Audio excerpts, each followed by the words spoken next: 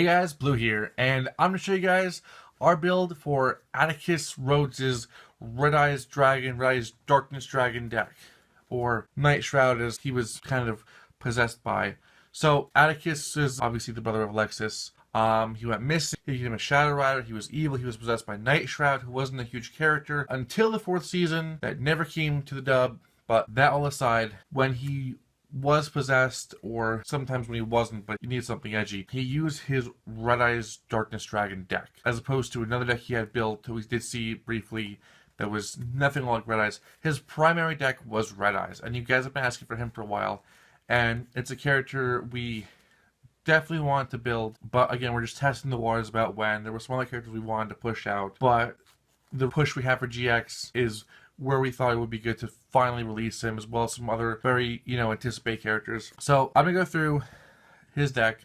Obviously, a lot of Red Eyes monsters, a lot of Red Eyes support cards. There are many more Red Eyes cards than what we included. We included stuff that we had seen played in the anime. We didn't want to, fill in any cards that may have been used, because we try to stay away from that. Just because Konami has expanded the archetype in the actual card game, we do try to avoid putting some of those into an archetype deck if we really can avoid it. So this is going to be cards that we saw him play, or cards that he had. So there are missing a few of the other Red Eyes cards that were pushed out in the card game, but not from the anime, or at least this part of the anime. But that being said, it's a really fun deck. It has a pretty nice consistency to it.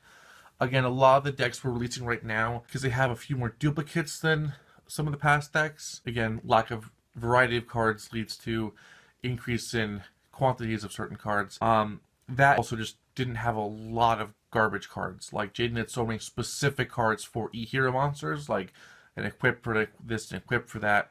So a deck like this is overall very lean and very aggressive. And we work with the deck in a way to make it definitely aggressive, but, not too much so, because it had a lot of monster revival cards. So I'm going to go through the deck.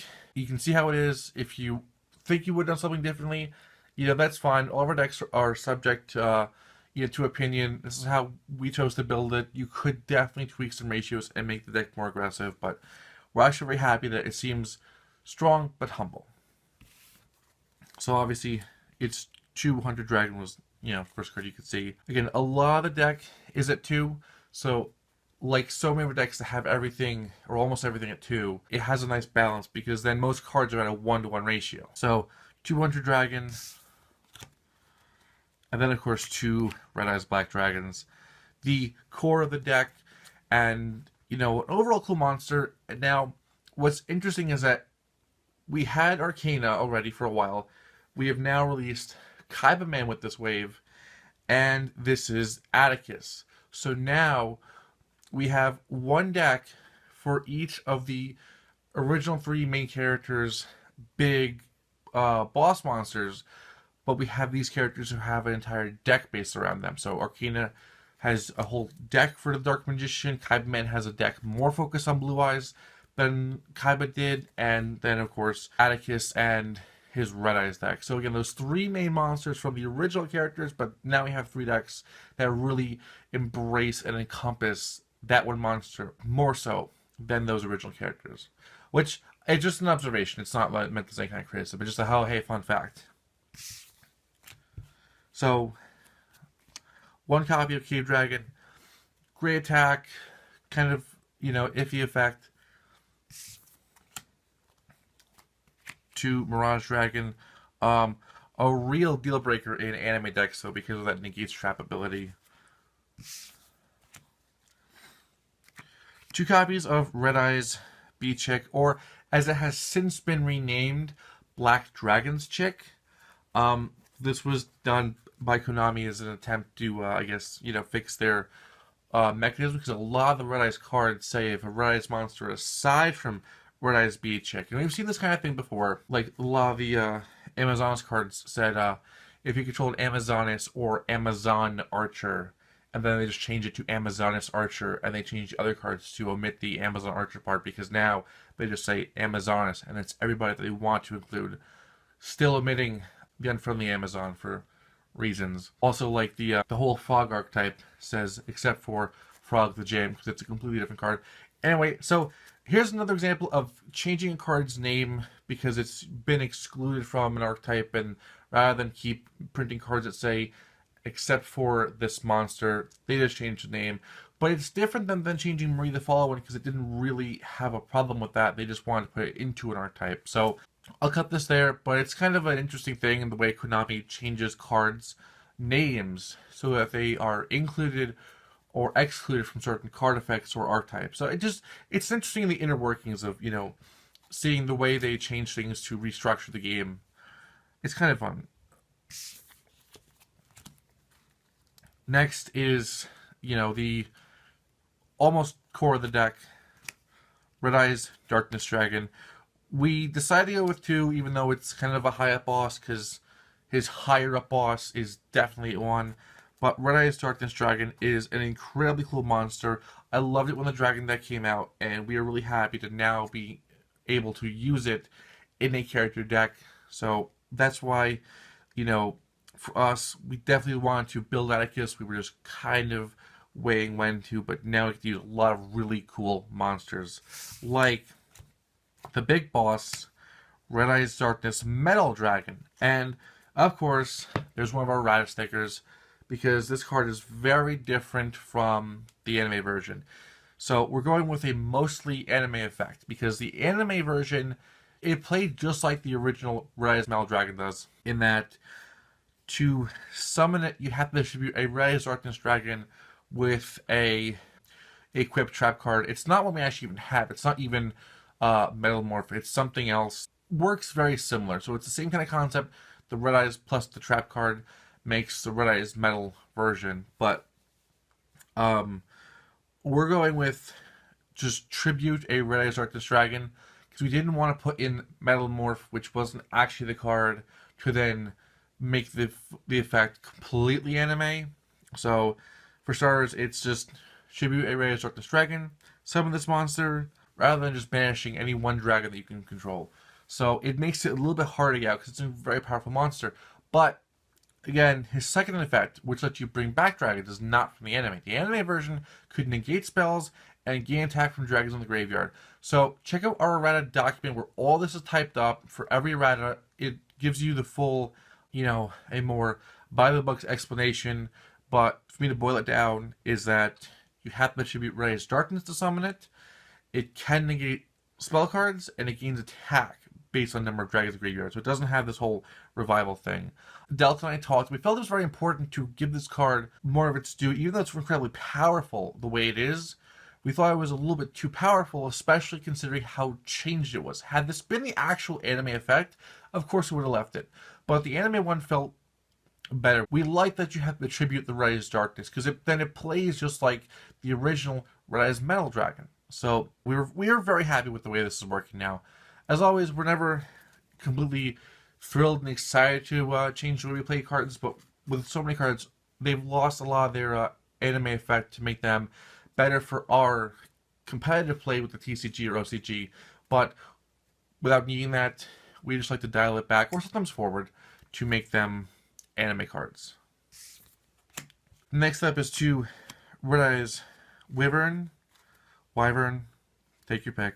So again, a smaller, actually more like in between Red Eyes monsters. So we saw the chick, we saw the big monsters, now there's in between. And again, there are more Red Eyes cards than just in this deck, but we're using it based off what we saw really used by Atticus. But the archetype is expanded more so than just what we have here. And the last 2 monsters are Spear Dragon. We've seen it in a couple Kaiba decks. Now it's coming around for a new character. Great dragon card all around. And last up is Troop Dragon. And this one we did set at 3 because, it is a recruiter for itself. So having it 3 was not bad, because that's what helps make it flow a little bit better. Obviously having 1 is useless and 2 is okay. But we felt that, having it 3 gives it a little more flexibility to pull itself over time. But that's his entire monster lineup. It's a lot of Red Eyes monsters, and then a bunch of other monsters that definitely help the deck out and support the deck. Nothing really conflicts with the Red Eyes thing. So spell cards are largely non-Red Eyes, but dragon themed. So a Wing of a Giant Dragon, 2 Dark Factory Mass Production, because this deck focuses a lot on summoning Red Eyes, getting Red Eyes back, either the hand or special summoning it back. So a lot of ways this deck can move around Red Eyes. 2 Dragons Gunfire, because that really never hurts to have in a dragon deck. 2 Infernal Fire Blast, so a lot more Red Eyes support, but this is only a spell card that specifically works by name for Red Eyes, giving you the ability to inflict massive damage. 2 MSTs, so contributing to his spell and trap removal. 2 Super Rejuvenation in this deck, not too hard of a card to use, giving you some extra draw, and really that is his draw for this deck. We didn't add anything to his deck to give him a draw like we usually do, because the deck was pretty consistent without it, and he didn't play anything else on his own. And the last card is Swing of Memories, which actually has a significance to Atticus and Alexis as far as some of their childhood. So that's more a tidbit from the anime. Is like the card had some relevance to them on a personal level. Also, it brings back a normal monster like, hey, Red Eyes!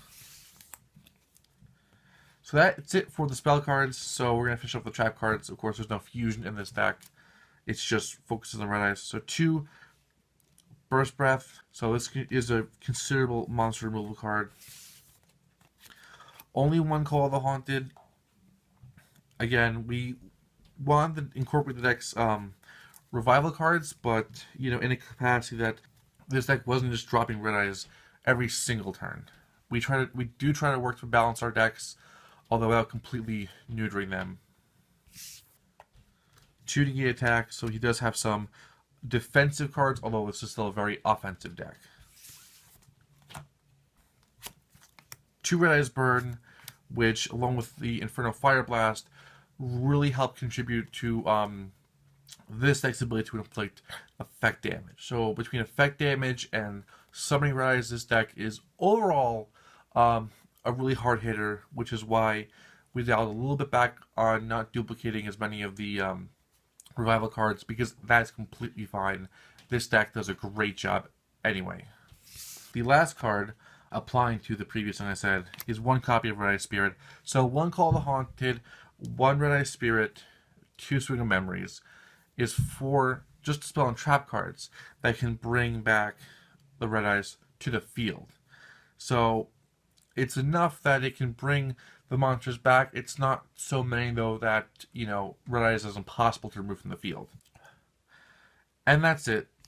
So that's how we designed our Atticus deck. There are definitely other ways the deck could go, as far as, if you want to focus more on the special summoning, or if you want to include more of the Red Eyes monsters. But overall, we are incredibly happy with the way the deck is. It feels like one of our anime decks. It plays really well for an anime deck.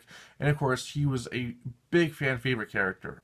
So stay tuned for more duels and more deck profiles, and see you guys.